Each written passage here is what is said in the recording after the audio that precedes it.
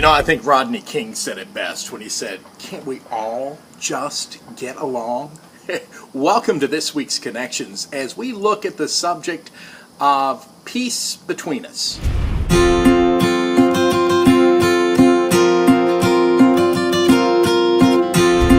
Now, my guess is this, that almost everybody watching this video today, with the exception of a few of you that have been hiding out in a cave somewhere, have seen at least one of the vacation movies with Chevy Chase. Either you've seen Vacation or European Vacation or Christmas Vacation. These movies are all based on the premise of the Griswold family getting ready to do something, whether it was to go on vacation or the holidays as in Christmas Vacation. And it begins with a great idea and it begins with a great plan, but it all falls apart along the way, and in it we see all kinds of conflict and all kinds of outbursts of anger and disappointment and discouragement along the way. And that brings me to this point. Why are we ever surprised when there's some conflict in the church? Why are we ever surprised when there's a break within the family and conflict in our own families or our own marriages? Why does that surprise us so much when we sit and we watch a movie and we laugh? Maybe the key here is to understand the call that God has put upon our lives as Christians to live a life of peace. In Romans 12:18, we read these words. It says this, it says, "Don't repay anybody evil for evil." And then in verse 18 it says, if it is possible,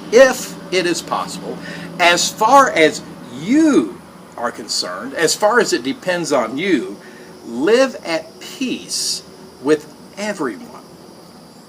That means at peace with your spouse, at peace with your children, at peace with those in your own earthly family, and yes, at peace with those in the church, and yes, even at peace with your enemies.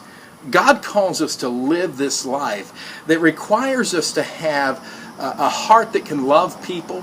It requires us to have a desire to show compassion even upon our own enemies. It calls us to be courageous in our commitments to one another. Along the way, we're going to have our situations where we get hurt. We're going to have those circumstances where we get to the point where we hurt somebody else. And of course, it's funny, we always seem to be justified in our mind and in our thinking when we hurt somebody, and we always want justice on that one person who has hurt us. You know, in the body of Christ, we've been called to have koinonia. Koinonia, the Greek word for fellowship, and it's way beyond a potluck supper. It's way beyond just saying hello to one another as we come together in our small groups or as we come together at church. True koinonia says, I receive you just as you are into my life. I receive you just as you are into my life, and you're welcome in my life. No strings attached. Nothing that says, hey, no, I don't receive you. That's what we're called to. So here's my encouragement to you today.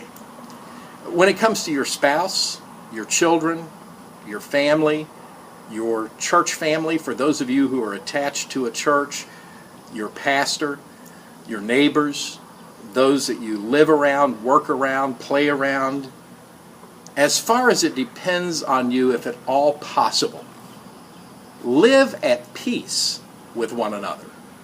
Love one another. Be devoted to one another. Carry one another's burdens.